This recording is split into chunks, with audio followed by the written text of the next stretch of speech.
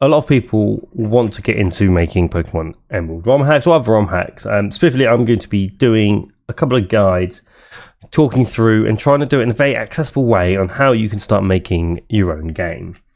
You can see here I've been working on a very basic version. I'll do some more videos on it lately. But this is all done in what we call Decompiled Emerald. You might hear various different ways on how to create a game. You've got Decompiled, which is incredibly powerful, but you do need a bit of setup and a little bit of experience in using coding. But hopefully we'll do some guides into introducing you to it.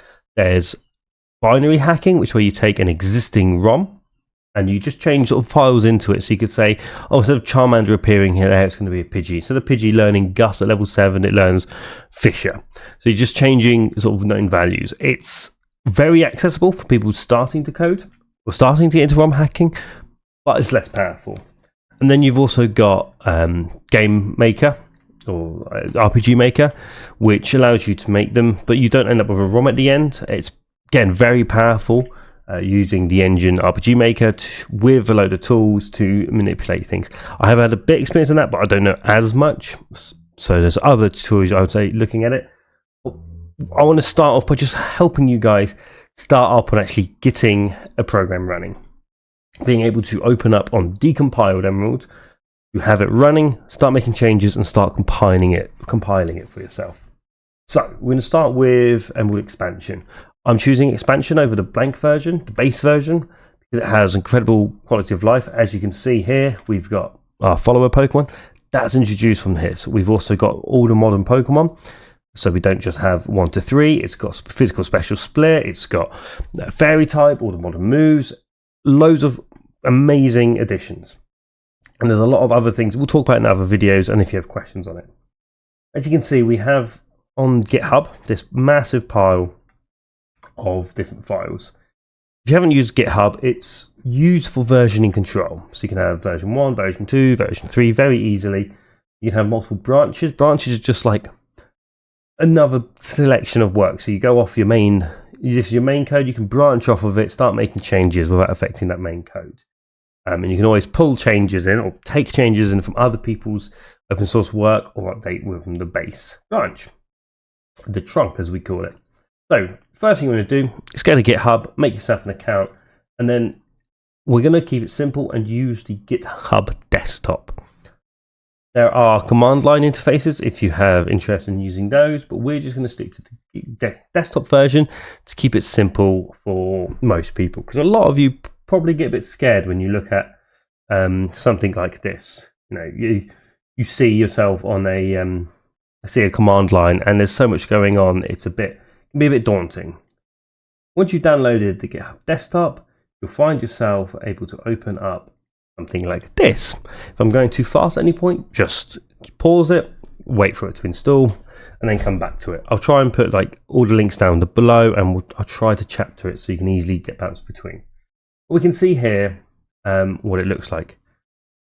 Then what we want to do is pull the code. Pulling is just basically bringing in the code in for yourself. So you're going to go to this green code button in the Pokemon expansion repository. You're going to copy the HTTPS. You can just click through this, copy by that, or you can manually do it. Or if you've got GitHub desktop, you can also click open with the GitHub desktop. In your desktop, you're going to new clone repository in file. Go to URL, type in or copy it, pick where you want to save it locally, and clone. There's a lot of files. It's quite a big piece of work, so it may take a little while to do. Once that is done, or I'd say pause it and wait for that to be done. Once that's done, you will now have the code here in your inside of your files. I have an example of it here. So inside, I have all the files here. We can go into graphics, the balls. We can see all the balls are there. We can click onto every ball, and you can see what the heavy ball looks like. So that's all the files there. Currently, you can't play it. It's not compiled. Compiled is where you take all of this code and turn it into a GBA file. Your GBA file is your playable game. You're going to need to do that if you want to play with your changes. Okay, so to do that, we need to run through the install. This could be, again, this is a daunting thing, so I'll try and do it bit by bit for everyone to see what's going on. You can access the install. You just Control F, install.md, markdown file, click that, and you'll be presented with this file. I'm assuming most people are going to be using Windows, so we're going to run through the Windows one. It has various ways of building through the terminals. Okay, so to install your WSL, which is a Windows subsystem, basically allows you to access our Linux, which we're going to run. You need to install, activate it within your Windows. So they talk here about using Ubuntu. I personally use Debian, so I think it's best if we go through the one I've got, and hopefully it will be clear as we go through. So to start off, we need to introduce WSL. We go to this app here, just in the Microsoft. It will show you how to install WSL. So we've opened up PowerShell. You can open up PowerShell and run it as administrator. And then you just want to type in WSL --install. That will just pop it in, and you can see I've already installed Linux. You can see here it's got Ubuntu, Debian, various Ubuntus. I already have this. It'll take a bit of time for yourself. Once you've done that, you are going to have to restart the machine just so that Windows can hook up with the new sort of files it has, the new commands it needs to go through. Once we have that, we're then going to be able to install Debian. Again, open up the Microsoft Store, search for Debian. You can install that and then open it. It will give you a program like this. Debian is just a command line interface. We'll talk through how to guide your way through it when we get to actually building it. Once you have that set, you're good to go. We can see that is pretty much all of that. It's just setting up the WSL and installing a Debian system. We haven't had to do too much effort. Now, once you've opened up, you need to sort of set up to have the correct commands running. So we're going to do sudo apt update, sudo apt upgrade. Sudo basically means like opening an administration. It forces the program to do things as an administrator, and when you're changing sort of some of the, you're adding things to the root, which is these new commands, you need to do that. So we can do sudo apt update. You put in your password, and it will throw it through. Yours may be quicker or longer depending on how much you've done it, but I've got nothing to upgrade. But this will just bring in all of your commands that we're going to be using later. Commands are something like ls or cd. We use them within Linux to move our way around. Again, I'll explain them when we need them. Certain packages are required to build Pokemon expansion, so we need to install these packages.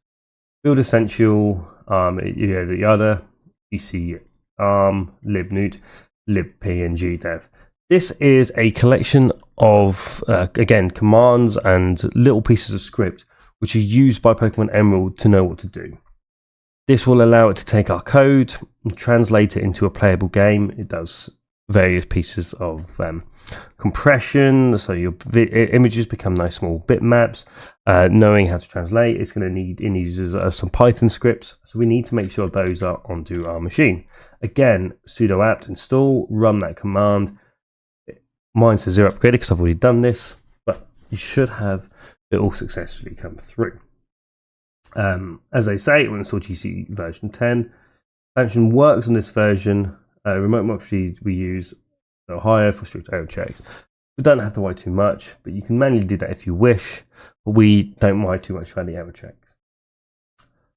To install your dev kit, you need to go into package, such as your downloads folder, where you can make changes. They have this example here. So basically, we need to move within our terminal to a location. In the same way, in a folder, you can click in or click out. We can do that by using commands. So we're going to do cd double dot.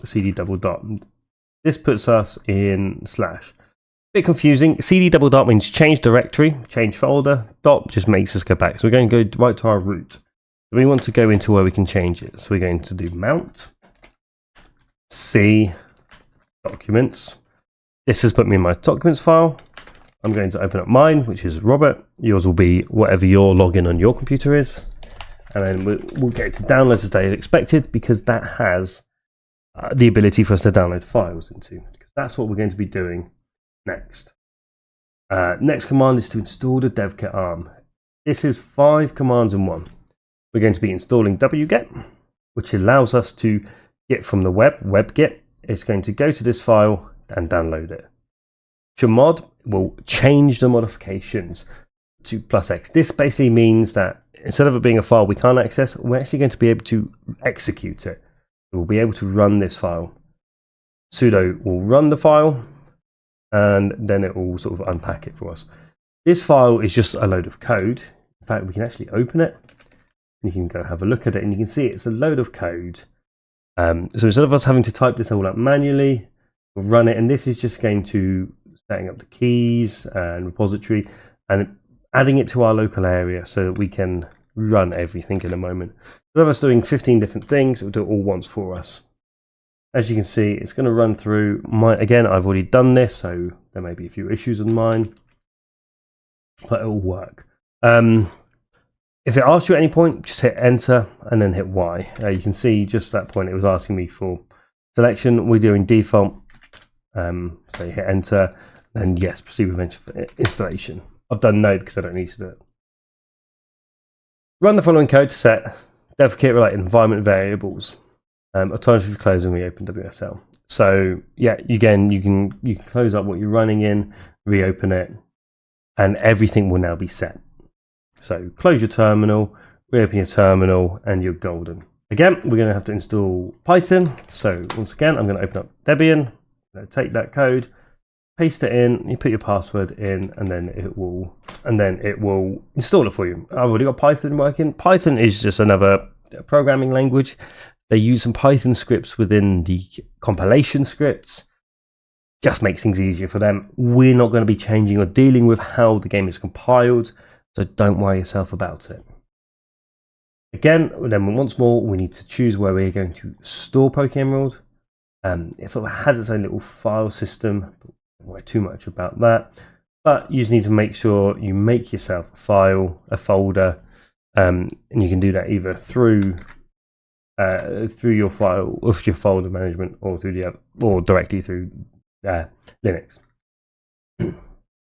Okay, so once we've got WSL all sorted, we're pretty good. Now we can go to installing the actual game itself. So we've actually already cloned from an earlier piece code. So we have the code on our file. We now have WSL set up and Debian working. We want to be able to build it. That is done using the make command. Make is just a nice little piece of code. Hang on, I just want to check one more thing. Cut this out.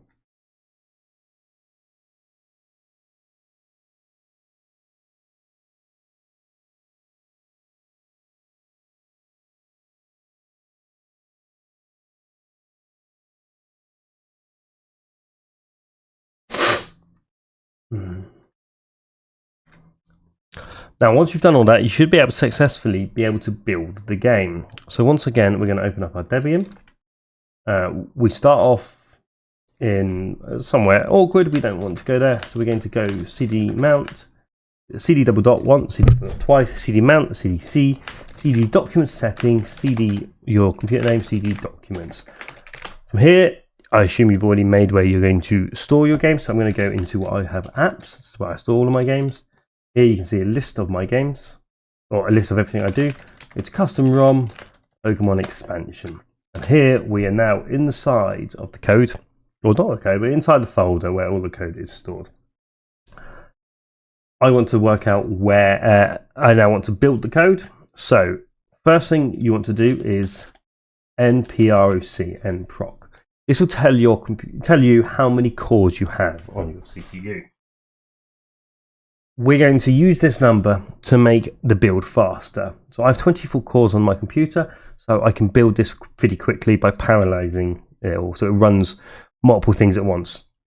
And that's by doing make minus -J24. If you just do make, it will be very slow. It's kind of like counting to 1 million. One person counting to 1 million will take a while. 24 people counting to 1 million by starting in different places going to be much quicker. And that's what we do. We split up the work across 24 different people, speeds it up by a lot. And again, the time it will take to compile will depend on the sort of speed of your CPU and your computer. And in our Debian, that's not Debian, in our Debian we'll run our make day24 and we'll give it a short amount of time and it'll build. So I'll come back in a second and you'll see that. You'll know it's successful because it will give you this output, giving you some information on the ROM and sort of Pokemon Emerald silent. Your time will depend on if it's your first time, how many changes you've made, you know, how the speed of your computer. So don't worry if it takes you 20-30 minutes, a slower computer can do that. Once you've got that, you'll then be able to open up the file where you store the code and you'll see it running here, and you'll just be able to open it with your way of choice and you're able to play it. See here, this is just a plain version of my code. This has got no changes to it. If you want to actually start making changes to your game, you want to have two things. First thing is Porymap. Porymap allows you to make changes to sort of a lot of what I call the event layer. Imagine your code, everything's sort of split into 3 layers. You've got your event layer, which is all your visuals and the code behind that. You've got sort of behind that, you've got a lot of the more engine things. So this is the code that tells it how strong a move is, what images look like, maybe how balls interact or how the air works. And then behind that, you've got sort of a core of the game. Most changes you want to make are going to be in the event layer. If you have a bit more experience, we can talk about how to change some of the lower layers. But again, keep things simple for now. So Porymap, you just want to go onto releases down here. 5.41 is my latest version. Install it through Windows. So you can open that and unzip it. Then you'll have a program which you can open up. Here I have that exact folder there running. To open it, you want to go to Open Projects. Find the file you want to change. So mine is apps, custom ROM, Pokemon expansion. In this root folder, select folder, and it will open up. First time it pops up, it will say, do you put running Pokemon Ruby, Sapphire, or Emerald? Make sure you click the drop down box and pick Emerald. This is how you've got it. So here we have our events, our map, our headers, which give it some information, connections on how to connect it to other maps, a list of wild Pokemon, there are none here. So yeah, list of wild Pokemon, how often they appear, the encounter rate and your steps, their max levels, and of course the map. On the right hand side, you'll see a selection of tiles. You have 2 tile sets, General and Petalburg. So you can drop down box here and it will give you again your tile slots pick from. From here, you can start drawing. On the top, you've got Smart Paths, Grid and Border. Grid will give you that border. Grid will give you a grid. Border just shows you whether you're the map itself or the connecting areas. Change dimension will make the map bigger or smaller. Then you've got your draw tool, select tool, fill tool, and so on. And then some just movement tools. You can use control and your mouse wheel to zoom in and out. Some quick things worth noting is you can right click and you can that will select the item you're hovering over. So I right click here, I can start drawing that. I can right click the grass, I can start using that, and so on. You can also hold it down to pick larger areas. So if I want to move a tree, I can put a tree down. Brilliant. You can as well going to change the border. Let's say instead of the tree on the outside, we want to have grass on the outside or water on the outside because there's water here. We just fill in this border, and now everything outside of our area will be filled with water. Some other cool tricks. V will show you the visual play area of the player. So when you're in the game, this is the side of the screen, so you know whether they're going to be seeing things you don't want them to see, or get a good idea of the play area the user is going to have. So in here, you're going to want to make some changes, maybe draw some water around. You can make some changes to Little Root, and then once you save those, you can make the game again, and it will be there to go. So we're not going to do that here because I've actually got another file I want to show you. But you can make all those play arounds. When you use, now you also want to be using Git. Back at this. We've introduced Git. Okay. Once you've done all of that, then you can play the maps. To start playing with the actual code, you want to use Visual. I personally use Visual Studio Code. Again, you can just download this and open it up, and it looks a little bit like this. So this is one open the code already. Again, you want to go File, Open Folder, find your one, select the folder, and it'll bring in all that code there. And then when you're in Poryscript, when you go to events, you can see where you've got all of the events here. These are all sort of linked code. Let's say we've got Perch here. We can go to top right, open map scripts. It'll take us directly to the file which contains all of that code. We're going to talk about the code in another video, but if you want to make changes, some basic changes, like what's written in the text, or have they got the balls here? They haven't got the balls here. It's all here. Well, so as you're making your changes, you then want to be able to maybe push them through Git itself. So we'll do a quick crash course in using GitHub. So what you want to be using is branches. If you make any changes to master, like I have here, you're going to notice they're not going to work. I'm just going to quickly discard them all, because I haven't got the permissions to make changes on the main branch. If I started making changes on that branch, everybody who downloaded the base would have all my changes, and that's not good because people want to start hacking in their own way. So what you want to do is create a new branch and name it. So you'll create your new branch. You'll have fork behavior. You'll probably find it will force you to make a fork. That's all good. You want to make a fork because then it'll be owned by your account, and you won't see all the changes there. Once you make your changes, once you've made your changes, you'll also see they'll pop up here in your GitHub desktop. And the same way in Visual Studio Code, they'll also be shown here. You'll have your stage changes. I'm going to unstage that one. Stage changes, which means they're ready to commit. Think of it as sort of like having unsaved changes and saved changes. This will mean once it's staged, it's only available on your machine.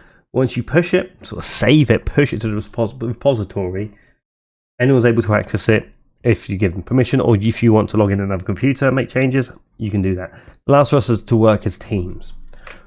Once this, I've got a load of changes here from a game I'm making, which you'll see soon. I'm going to call it like, you want to give it a title. This is only for you, don't have to be too specific, but it does help you know what change you're doing, especially if working on a wider team. So when I say create it. So here I created the opening map and the intro sequence. So description, I changed the intro sequence to streamline it. Altered the starting map, and then other changes like allowed 2 Pokemon on screen, turned on overworld followers. You can be as detailed or as little as you want. Commit it, and that's sent it up. Then you need to publish your branch, which you can do up here. Publishing will then push it through into the website. When you open up GitHub again, you'll be able to see your changes there. This just allows you for saving. If you don't want to do this, I wouldn't worry too much, but there's some really cool things you can do when you're merging other pieces of code in. So we can see quickly here, I've got all sorts of different branches. Some of them like the unbound quest menu, craft menu, purchase case, drop pricing, outfits. So instead of me redoing the code, I've just been able to bring theirs over. And maybe I'll do a video on how to do merging, so you can introduce some cool feature branches to your piece. Once you've done all that and you made some changes, once again, make your file and you'll have your playable ROM ready to go. Hopefully this has been somewhat comprehensive to be able to just get everything you need installed and have it compiling. If you have any bugs, drop them down below. Join our Discord where I'll try and help you with bug fixing. And then if you've got what you want to see next, like if there's any specific sort of lines of code or challenges you've got, drop me a message and we'll build up a ROM purely doing ideas that you guys want to do, as in like if you need help making a starter Pokemon or you're trying to add a cool legendary outcome, I'll help you code it and we'll do guides on that.